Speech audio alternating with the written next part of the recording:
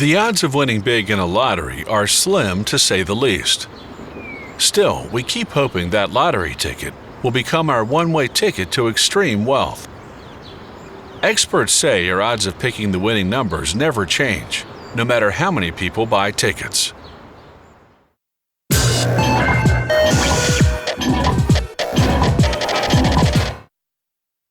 Lotteries are by no means a modern invention.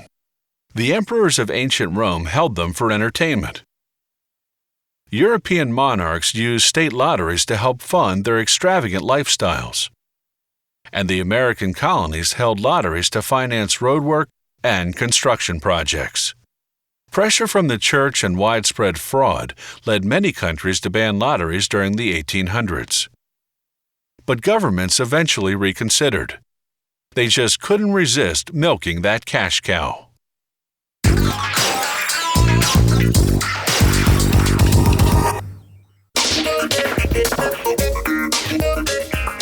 Eye-catching lottery tickets are designed by graphic artists.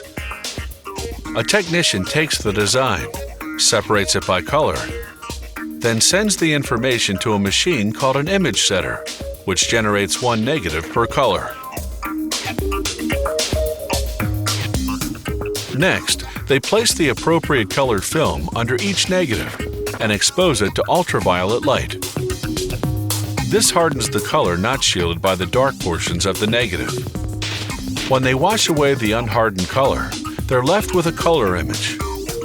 They layer the films to make the client a mock-up of the finished lottery ticket, in this case, a scratch and win type. Now they make the printing plates, one for each color of the design. First, for the non-playing area, everything outside the scratch zone. Each negative goes onto a paper-thin aluminum plate coated with a UV-sensitive emulsion. They expose the plate to UV light for about 20 seconds.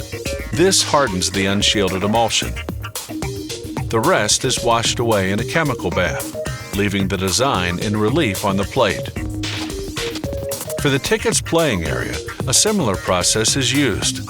But instead of an aluminum plate coated in emulsion, they use one made of photopolymer, a light-sensitive plastic. The finished plates are now ready to go onto the printing press.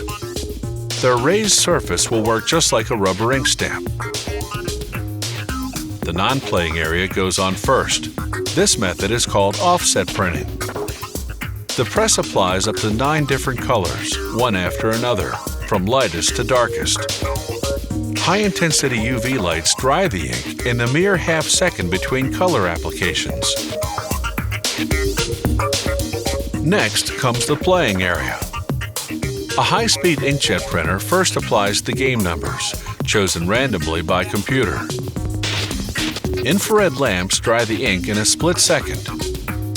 A strobe light enables the press operator to do spot checks as the tickets whiz by at a rate of 16 feet per second. Then the printer gives each ticket a unique barcode. This enables ticket vendors to scan your ticket to see if you've won. It also shows whether a winning ticket is genuine or a forgery. The next machine seals the game numbers with layers of varnish, then applies 6 coats of scratchable ink. An electronic scanner checks the positioning of the scratchable ink, making sure it hides the numbers. The first 3 scratchable ink coats are black. The next 3 are white. All those layers are used to keep cheaters from holding the card up to the light to see the numbers. Now they can finally print the playing area design onto that white background. In this case, a crossword design.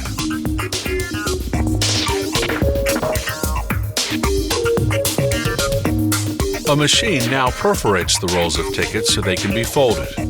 It processes almost 10 feet of tickets per second. Here's what that looks like in slow motion.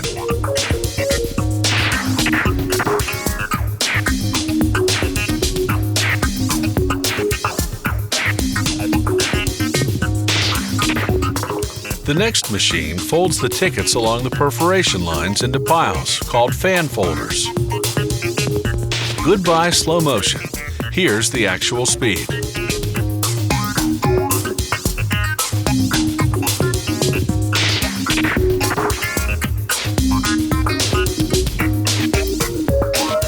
Before the lottery tickets are shipped out, several samples undergo a quality control inspection. The company checks that the tickets are properly printed.